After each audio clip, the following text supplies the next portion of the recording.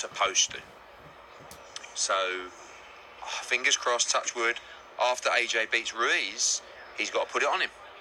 And so have we, after the fight, in the ring, and say, why? Why not now? The fans have got to put the pressure on. I dare you. I dare you to fight me. Because I know Wilder's game. Do you know what I mean? I know he wants it. But what are they doing? Are they not letting him take it? Are they talking him out of taking it?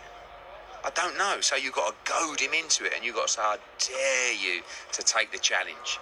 And AJ's got to be saying that. Not loudmouth me. I'm not getting in there and fighting. But AJ has got to say, fight me, or you're a coward. Because we can't say that about a fighter. We could never call a fighter a coward. Right. But a fighter to another fighter, if you don't fight me, you're a coward. And you've got to do it now. Because I know Wilder. He's got a big set of balls. You know? Right. So Wilder should be sitting home. I know that it's itching in Wilder deep down going, I want to fight him. It's like, no, not yet, Deontay. Well, let's fight Ortiz and Konaki first. He's got to be the man to stand up and go, I really appreciate the advice. And the way to maybe flick those switches is to call on his manlyhood, if you like, you know? And say, if you don't fight me, you're a something. I'm not saying that because I can't disrespect a fighter, you know, because they're all, you know. That's Sly Eddie Hearn. That was words from Eddie Hearn on Seconds Out in his latest interview concerning the debacle, the debate, the much anticipated fight between Anthony Joshua and Deontay Wilder. And he states that, hey, the fight needs to happen. The fight needs to happen for boxing. It's supposed to happen for boxing. It can save boxing. It can save heavyweight boxing. And it needs to happen. And what Anthony Joshua needs to do, if he gets past Andy Ruiz, is after the fight, call out Deontay Wilder and basically, why not? You're a coward if you don't fight me. You know, of course, Eddie Hearn, he didn't want to convey that he's saying that, but really that's what's happening. He is really saying that, you know, but the way he's explaining it and how he twisted it was, hey, you know, we're not fighters. We can't say that, but a fighter to another fighter, of course, like he said, if you don't fight me, you're a coward. And you got to stop letting people talk you out of these type of fights or these meaningful fights. Because what are you waiting on? And that's the question. It's like, what the fuck is Wilder's team really, really waiting on? You know what I mean? Of course, I know. My counterpunch on that is, for one, I don't think it's like Eddie thinks. I don't think Deontay Wilder has power like people think he does. Just like Ed McMahon didn't have all that fucking money. It was just a game. It was just, you know, a whole front. You know, it's a front. Like, hey, I'm my own boss, and I do this. I make demands, and I make commands. He doesn't, okay?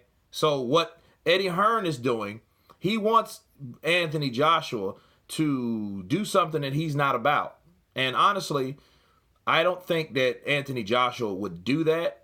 Maybe. I'd be surprised, and I would like that. But me looking at Anthony Joshua after fighting Andy Ruiz, you know, if he beats Andy Ruiz, I don't see him calling Deontay Wilder a coward. Because if he ain't called him a coward by now, chances are he probably won't call him a coward. Because you don't turn down all those offers. Right? Or you don't make all those offers to a fighter and he denies all of them and not regard as him as not look at him as a coward, or, you know, obviously you haven't said that he's a coward or expressed that he's a coward. You know, sure, I would love that. I love that idea that Eddie Hearn's talking, that he's recommending, you know, call him a coward. Because it's either, because you could say that, like, because Deontay Wilder has put himself in a situation where he claims he has a lot of power, right? So if he has that type of power, so he claims, those people can only manage him or promote him or advise him, right? Now, advisor is a kind of a tricky title, but if he claims to have this power, he can make his own moves. right? So that could be the case. So at the end of the day, what Eddie Hearn is saying is it's really all up to him, and it all falls in Wilder's court, not his team. Because if he has that power, he can do whatever he wants to do. And if he doesn't, he can't hide behind his team.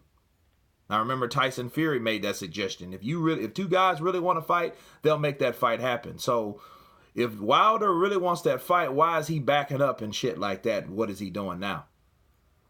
So the question would be, is he being told to say that? Which I wholeheartedly believe someone's coaching him.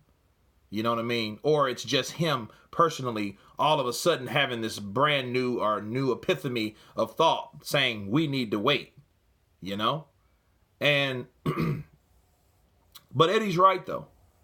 And I think that the fans should put pressure on making this fight happen. If he doesn't, why do you think Deontay Wilder's sales are shitty on free TV? Couldn't even get 1 million views, like 700,000 views, I think it was. 13,000 tickets sold, and them bitches were super cheap. Why do you think that is? I think people are starting to get the idea, like, nobody wants to see fucking Brazil. Just like Jim Gray said, no one wants to see Joshua and Andy Ruiz. No one wanted to see Miller and Joshua. They wanted to see Deontay Wilder fight Anthony Joshua for the undisputed heavyweight championship of the world, people.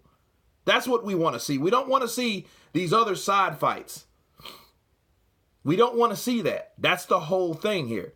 And Eddie's right. And people should understand it's not Eddie.